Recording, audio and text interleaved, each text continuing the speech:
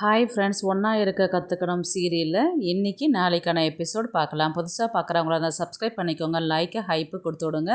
வாங்க வீடியோக்குள்ளே போகலாம். வெள்ளிக்கிழமை எபிசோடு எதில் முடிச்சிருப்பாங்கன்றது பார்த்திங்கன்னா, இந்திராவும் முருகனும் வண்டியில் வரும்போது எதார்ச்சியாக இடிச்சுக்கிட்டு கீழே விழுந்துருவாங்க. இந்திரா கீழே விழுந்துருவாங்க. என்னம்மா நீ பாட்டு கேட்டுக்கிட்டே வண்டி என் மேலே கொண்டு வந்து மோதிட்டு அப்படின்னு சொல்லிட்டு முருகன் திட்ட ஆரம்பிப்பார். யோ யார் பார்த்து வரல, நீ தான் பார்க்காம என் மேலே மோதிட்டு இங்கே என்னையும் திட்டிகிட்டு இருக்கிற, நீ அறிவில்லைன்னுலாம் பேசிகிட்டு இருக்கிற அப்படின்ற மாதிரி தான் இந்திரா திட்டுவாங்க. இந்த பாருமா, சும்மா தேவையில்லாதெல்லாம் பேசிகிட்டு இருக்காத, வந்தது தப்பு, எல்லாமே நீ தான் பாட்டு கேட்டுக்கிட்டு என் வண்டியில் இடிச்சிட்ட நீ அப்படின்ற மாதிரி தான் சொல்லுவாங்க. யோ இப்போ அதெல்லாம் முக்கியம் இல்லையா, இப்போ என் வண்டி கீழே விழுந்துருச்சு, இப்போ இதை யார் தூக்கி விடுவா அப்படின்ற மாதிரி தான் அவங்க கேட்பாங்க. இது என்னம்மா வம்பா போச்சு, விழுந்தது நீ தான் தூக்கணும் அப்படின்ற மாதிரி தான் முருகன் சொல்லுவார். இப்போ என்னம்மா உன் பிரச்சனைன்னு இப்போல்லாம் எனக்கு தெரியாது, நான் டெலிவரி கொடுக்க போகிறது, இப்போ நீ அதை கெடுத்து இப்போ அந்த வண்டியெல்லாம் கீழே தள்ளி விட்டுட்டேன், இப்போ நான் எப்படி போய் கஸ்டமருக்கு கொடுக்குறது, அவங்க வேறு கண்டினியூஸாக கால் பண்ணிட்டு இருக்கிறாங்க, இப்போ எனக்கு தெரியாது, இப்போ என் வண்டி சரி பண்ணி கொடு, இல்லைன்னா பணம் கொடு அப்படின்ற மாதிரி கொடுப்பாங்க சொல்லுவாங்க. உடனே என்ன பண்ணுவாங்க, இல்லை போலீஸ் ஸ்டேஷனில் கம்ப்ளைண்ட் கொடுத்துருவேன் அப்படின்ற மாதிரி தான் சொன்னதுக்கு, போலீஸ் ஸ்டேஷன் கம்ப்ளைண்ட் கொடுத்தாக்கா வீட்டில் நிலமையை நினச்சி பார்ப்பாரு, அவங்க அப்பா அடிக்கிற மாதிரி அவர் நினச்சி பார்ப்பாரு கந்தசாமி. எப்பா இதுக்கு எதுக்கு வம்பு பிடிச்ச வேலை, இந்த பொண்ணுக்கு பேசாத ஹெல்ப் பண்ணிகிட்டே போகலான்னு சொல்லிட்டு இவருக்கு தெரிஞ்ச மெக்கானிக் ஷாப்புக்கிட்ட கால் பண்ணி இந்த மாதிரி வண்டி ஒன்று ரிப்பேராக இருக்குது, ரெடி பண்ணி கொடுத்து விடுப்பா அப்படின்ற மாதிரி தான் கேட்டதுக்கு, கண்டிப்பாக கொடுத்து விட்றேண்ணே அப்படின்ற மாதிரி தான் அவங்க சொல்லுவாங்க. இந்த மாதிரி சொல்லிவிட்டேன், நான் உன் நம்பர் மட்டும் என்கிட்ட கூட, நான் ரெடி ஆகிடுச்சுன்னா உனக்கு கால் பண்ணி சொல்கிறேன் அப்படின்ற மாதிரி தான் சொல்லுவாங்க. இவங்க என் பேர் முருகன், அந்த மாதிரி ஹோட்டலில் வச்சுக்கலாம், எனக்கு அதெல்லாம் முக்கியம் கிடையாது, உன் நம்பர் மட்டும் தான் எனக்கு வேணும் அப்படின்ற மாதிரி தான் நம்பர் மட்டும் வாங்கிக்குவாங்க. அங்கேருந்து கிளம்பி இப்போ எப்படி நான் போகிறது, இப்போ எனக்கு கஸ்டமர் வேறு கால் பண்ணிட்டு இருக்கிறாங்க, நான் அவங்களுக்கு ஃபுட்டு டெலிவரி பண்ணுறது இல்லையா அப்படின்ற மாதிரி தான் கேட்டதுக்கு, அதுக்கு நான் என்னமா பண்ண முடியும் அப்படின்ற மாதிரி தான் கேட்டதுக்கு, இல்லை பணம் கொடு, இல்லைன்னா வேறு எதனா ஆட்டோ பிடிச்சி விடு அப்படின்ற மாதிரி தான் சொல்லுவாங்க. அந்த அளவுக்குலாம் என்கிட்ட கையில் காசு இல்லைம்மா, வேணா உட்கார் வண்டியில், நான் கொண்டு போய் உன்னை விட்டுட்டு போகிறேன் அந்த இடத்துல அப்படின்ற மாதிரி தான் சொல்லுவாங்க. இது இந்த மூட்டை மேலே என்னை உட்கார சொல்கிறேன், இவ்வளோ காயெல்லாம் வச்சுருக்கிற, எப்படி நான் உட்காந்துட்டு வருதுன்னு, உட்காருந்தா இஷ்டம் இருந்தால் உட்காருமா, இல்லைனா இறங்கி போயிட்டே இருமா நீ அப்படின்ற மாதிரி தான் முருகன் திட்டுவார். சரி உட்காந்து தொலைக்கிறேன்னு சொல்லிவிட்டு வண்டியில் உட்காந்து போகும்போது திட்டிக்கிட்டே போவாங்க. அந்த லொக்கேஷனும் வந்துடும். அதுக்கப்புறம் அவங்க டெலிவரி கொடுக்குறதுக்கு அந்த கஸ்டமர்கிட்ட போகும்போது, என்னம்மா இவ்வளோ லேட்டாக வர, இதுக்கு முன்னாடி எத்தனை பேர் வந்திருக்கிறாங்க, இந்த மாதிரிலாம் இவ்வளோ லேட் பண்ணது கிடையாது, வந்தது லேட்டு, இதில் ஆக்சிடென்ட்டு இது அதுன்னு ஏதோ ஒரு ரீசன் சொல்லிட்டு உட்காந்துக்கிறேன் அப்படின்ற மாதிரி தான் சொல்லுவாங்க. இப்போ உன்னை பற்றி நான் தப்பாக இவ்வளோ வேஸ்ட்டாக கொண்டு கொடுக்குறேன், இவ்வளோ ஃபுட்டு ஆறுனதுக்கப்புறம் கொண்டு கொடுக்குறேன்னு சொல்லிட்டு கமெண்டில் போட்டுட்டு உனக்கு 1 ஸ்டார் தான் நான் கொடுத்து விடுவேன் அப்படின்ற மாதிரி தான் இவங்க அந்த கஸ்டமர் சொல்லுவாங்க. மேடம் சாரி மேடம், நான் வந்தது இவர் தான், இந்த வண்டி தான் இவர் வச்சுன்னு அந்த வண்டி தான் மோதிடுச்சு, நான் ஒழுங்காக தான் வந்தேன், நான் இவர் பண்ண தப்புக்கு என்ன ஏங்க மேம் நீங்கள் தண்டிக்கிறீங்க, இப்போ நாங்கள் வேலை செய்கிறதே அந்த கமெண்ட்டுக்கும் அந்த ஸ்டாருக்கும் தான், நீங்கள் அந்த மாதிரி பண்ணால் எப்படிங்க மேம், அடுத்தது எனக்கு வேலை எதுவும் கொடுக்க மாட்டாங்க, ப்ளீஸ் மேடம்னா அவ்வளோ பயம் இருக்கிறவ நீ ஒழுங்காக நேரத்தோடு கொடுக்க வேண்டியது தானே அப்படின்ற மாதிரி தான் கஸ்டமர் சொல்லுவாங்க. உடனே எல்லாத்துக்கும் காரணம் இந்த ஆள் தான் அப்படின்னு சொல்லிட்டு முருகனை திட்டுவாங்க. ஏம்மா நீ இடிச்சதுக்கு என்னையாம்மா இங்கே திட்டின்னு இருக்கிற நீ அப்படின்ற மாதிரி தான் சொன்னதுக்கு, வந்துட்டியா கஸ்டமர்கிட்ட வந்துட்டியா, என்னை ஆளை விட நான் போகிறேன்னு, யோ எங்கேயோ போகிற இரியா ஒரு நிமிஷம் அப்படின்ற மாதிரி தான் இந்திரா சொல்லுவாங்க. உடனே இவங்க இந்த கஸ்டமர் உள்ளார போகும்போது பார்த்திங்கன்னா பூட்டு லாக் பண்ணி கீ உள்ளாரே வச்சுட்ருப்பாங்க. ஐயோ பூட்டை பூட்டிட்டு உள்ளாரே வச்சுட்டுருக்குறேன் போல, சாவி வேறு இல்லை, எல்லாம் உன்னால் தான்மா, நீ வர்றதுக்கு லேட் ஆனதுனால நான் அவசரத்தில் என்ன செய்யறதுன்னு தெரியாத லாக் பண்ணி கீயை உள்ளாரே வச்சுட்டு வந்துட்டேன் நான், இப்போ என்ன பண்ணுறதுன்னு எனக்கு தெரியல அப்படின்ற மாதிரி தான் அவங்க சொல்லுவாங்க. மேடம் பதட்டப்படாதீங்க, இப்போ உங்களுக்கு இது திறக்கணும் அவ்வளோதானே, நான் திறக்கிறேன், ஆனால் எனக்கு ஒரு கண்டிஷன், நீங்கள் 5 ஸ்டாரும் நல்ல கமெண்ட் பண்ணுறதா இருந்தால் நான் இந்த பூட்டை திறக்கிறேன் அப்படின்ற மாதிரி தான் சொன்னதுக்கு, நல்ல சாமர்த்தியமான ஆள் தான்மா நீ, சரி திறந்து மட்டும் தொலைச்சா போதும், எனக்கு முதல்ல பூட்டை திறந்து தொலைமா அப்படின்ற மாதிரி தான் சொல்லுவாங்க. என்னென்னவோ பின்னெல்லாம் போட்டு ட்ரை பண்ணுவாங்க, திறக்கவே முடியாது. உடனே அந்த நேரம் பார்த்து சாமியை கூட்டிகிட்டு வருவாங்க ஊர்வலமாக, அந்த இடத்துல பட்டாசு வெடிச்சுட்டு இருக்கும், அந்த பட்டாசு மருந்து எடுத்துகிட்டு போயிட்டு அந்த பூட்டு உள்ளார போட்டு அந்த பூட்டை வந்து ஓப்பன் பண்ணிவிடுவாங்க. வெளியில் இருக்கிறவங்க எல்லாருமே வந்து கை தட்டி அப்ரிஷியேட் பண்ணுவாங்க. பரவாயில்லம்மா, சாமர்த்தியமாக வேலை செஞ்ச அப்படின்ற மாதிரி தான் சொல்லுவாங்க.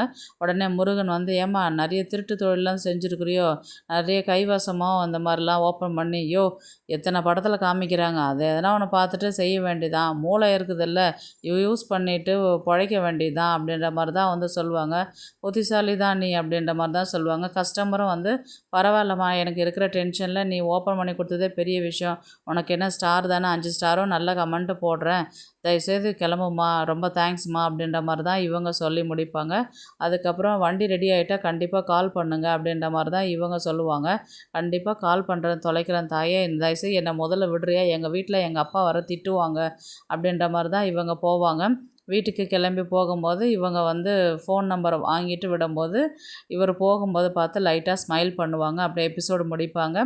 நாளைக்கு வந்து பார்த்திங்கன்னா, இவர் கடைக்கு கொண்டு போகும்போது, ஏன்டா எப்போ வெளியில் காய் வாங்கிட்டு வர போனாவே இப்படி தான் லேட்டாக வருவியா, உனக்கு எத்தனை வாட்டி தான் சொல்கிறது, முதல்ல வேறு ஆளை தான் நான் வச்சு ஆகணும் போல், நேரத்தோடு வந்தால் தானடா சமையல் செஞ்சு போடுறதுக்கு, இவ்வளோ லேட்டாக வந்தால் என்னடா உன் பிரச்சனை அப்படின்ற மாதிரி தான் வந்து கேட்பார். எதுவுமே இவருக்கு பதில் சொல்லவே மாட்டார். கந்தசாமி பாட்டும் பேசிக்கிட்டே இருப்பார். நேராக நிரோஷா வந்து, அட எல்லோரும் இருக்கிறாங்க, வாயை மூடுங்க அப்படின்ற மாதிரி தான் வந்து இவங்க லக்ஷ்மி சொல்லுவாங்க. நேராக உள்ளார போயிட்டு, ஏன்டா லேட்டுன்னு நடந்த விஷயத்தெல்லாம் சொல்லுவாங்க.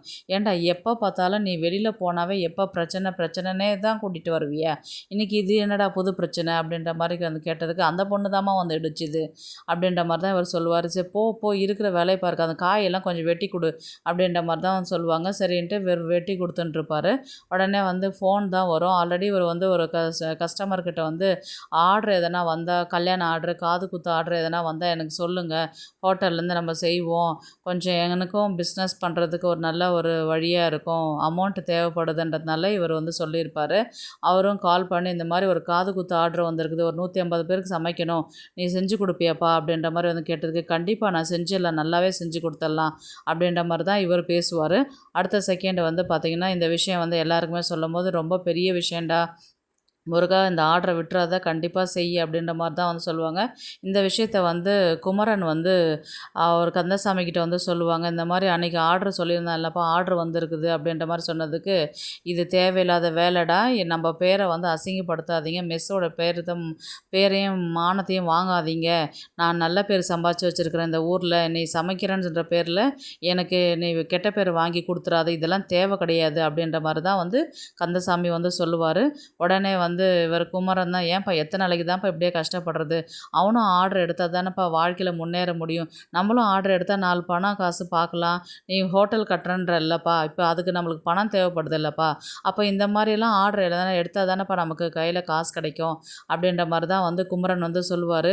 இவர் கொஞ்ச நேரம் யோசிப்பார். என்ன தான் சொன்னாலும் நான் வந்து தனியாக சமைக்கிறதுக்கு விட மாட்டேன், நீங்கள் எதுக்கு தனியாக இப்போ இங்கே ஆள் வேணும் இல்லைடா, இப்போ இங்கே இருக்கிற ஆளை கூட்டின்னு போனால் அங்கே எப்படி செய்கிறது, நான் வேணால் ஆளை வச்சு தனியாக செஞ்சுக்கிறேன், ஒரு ஆள் தானேப்பா, நான் வேணால் இவர் சதீஷ் அவனை அனுப்பிச்சி விட்றேன் அப்படின்ற மாதிரி தான் வந்து இவர் குமரன் சொல்லுவார். உடனே அவன் படிக்கிற பையனை அவனை அனுப்பி என்னடா பண்ண போகிறேன், ஏன்ப்பா அண்ணன் தான் அவ்வளோ ஆர்டர் எடுத்து செய்து செய்யும்போது ஏன்ப்பா தடங்கல் பண்ணுற, நம்ம போய் செய்வோம், கூட மாட நான் இருந்து பார்த்துக்கிறேன், நீ ஏன்ப்பா கவலைப்படுற, உன் பேரை ரிப்பேர் ஆக்காமல், உன் பேரை கெடுக்காமல் அண்ணன் நல்லபடியாக செஞ்சு நல்லா ஆர்டர் எடுத்துகிட்டு வரோம் பாருப்பா நீ அப்படின்ற மாதிரி தான் வந்து சொல்லும்போது, என்னவோ போங்க, உங்கள் இஷ்டத்துக்கு தான் நீங்கள் செய்கிறீங்க, ஏதாவது செஞ்சு தொலைங்க அப்படின்ற மாதிரி சொன்னதுக்கு, ஐயோ அப்பா பர்மிஷன் கொடுத்துட்டாங்க, முதல்ல ஆர்டருக்கு தேவையான ஆர்டரெல்லாம் திங்ஸ் எல்லாம் வாங்கிட்டு வரணும், வா மறுபடியும் போகலாம் அப்படின்னு சொல்லிட்டு இவர் சதீஷை கூட்டின்னு தான் வந்து முருகன் வந்து கடைக்கு போவார்.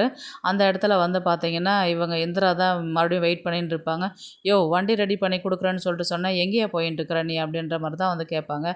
ஏமா நான் தான் சொல்லியிருக்கிறேன்ல, அவங்க ஆர்டர் பண்ணிவிட்டு ரெடி பண்ணிவிட்டு தானே உனக்கு ஃபோன் பண்ணுறேன்னு சொல்லிட்டு சொன்னாங்களே, நான் தான் உன்னை வந்து எத்துக்கு சொல்லி சொன்னேனே, யாரும் எனக்கு ஃபோன் பண்ணவே இல்லையா, நானே உனக்கு கால் பண்ணலான்னு நினச்சேன், நீயே இங்கே வந்து மாட்டினேன் என்கிட்ட அப்படின்ற மாதிரி தான் இந்திரா வந்து கேட்பாங்க. இது என்னடா வம்பா போச்சு, நான் யாருண்ணே இது புதுசாக அப்படின்ற மாதிரி கேட்டதுக்கு, இது ஒரு பெரிய கதைடா, நான் அப்புறமேட்டு சொல்கிறேன்டா அப்படின்ற மாதிரி தான் வந்து, ஏமா நான் அந்த வண்டி நம்பருக்கு இப்போ கால் பண்ணி கேட்டு சொல்கிறேன் இருன்னு சொல்லிட்டு அவர் மெக்கானிக்கு கால் பண்ணி கேட்கும் போது, இந்த வண்டி ரெடி ஆகிடுச்சுன்னா இன்னும் கொஞ்சம் நேரத்தில் கொண்டு வந்து விட்டுருவேன், எங்கே கொண்டு வந்து விடணும் அப்படின்ற மாதிரி தான் வந்து கேட்பாங்க.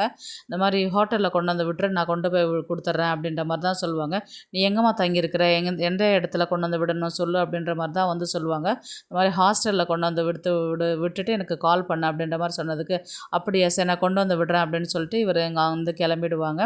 இவங்களும் வந்து அங்கேருந்து கிளம்பி போயிடுவாங்க. இவர் வண்டியில் வந்து சதீஷ் வந்து என்ன யாருன்னு அதை அந்த பொண்ணு அதுக்கிட்ட பேசின்னு இருக்கிற நின்று அப்புறம் நடந்த விஷயத்தெல்லாம் சொல்ல, ஓ நீ தேவையில்லாத வந்து வண்டியில் நீ இடிச்சா அந்த பொண்ணு வந்து இடிச்சுதா அப்படின்ற மாதிரி தான் வந்து கேட்பாரு. டேய் நான் ஒழுங்காக தாண்டா போயின்ட்டு இருந்தேன், அந்த பொண்ணு தாண்டா வந்து இடிச்சுது அப்படின்ற ஆ நடக்கட்டும் நடக்கட்டும், எந்த பிரச்சனையும் வராமல் இருந்தால் சரிதான், அப்பாவுக்கு தெரிஞ்சா அவ்வளோதானா நீ அப்படின்ற மாதிரி தான் வந்து சதீஷ் சொல்லுவார். டேய் எனக்கும் தெரியும்டா அப்படின்ற மாதிரி தான் வந்து சொல்லுவார். அப்படியே எபிசோடு வந்து முடிப்பாங்க. பார்க்கலாம் கதையை வந்து எப்படி எடுத்துகிட்டு போகிறாங்கன்றதை இவர் ஆர்டர் பிடிச்சி நிறைய ஆர்டர் எடுத்து இவர் வாழ்க்கையில் முன்னேறி போகிற மாதிரி தான் வந்து காமிப்பாங்க. இந்திரா இதெல்லாம் பார்த்து இம்ப்ரெஸ் ஆகி இவங்கள லவ் பண்ணிவிட்டு இவங்கள கல்யாணம் பண்ணிட்டு வர மாதிரி தான் வந்து கதையை கொண்டு போவாங்க. பார்க்கலாம் கதையை எப்படி எடுத்துகிட்டு போகிறாங்கன்றது. இந்த வீடியோ உங்களுக்கு பிடிச்சிருந்தா ப்ளீஸ் லைக் பண்ணுங்கள், ஷேர் பண்ணுங்கள், சப்ஸ்கிரைப் பண்ணுங்கள். தேங்க்ஸ் ஃபார் வாட்சிங். இந்த வீடியோ உங்களுக்கு பிடிச்சிருந்தா ஒரு லைக் போடுங்க, நம்ம சேனலை சப்ஸ்கிரைப் பண்ணுங்க.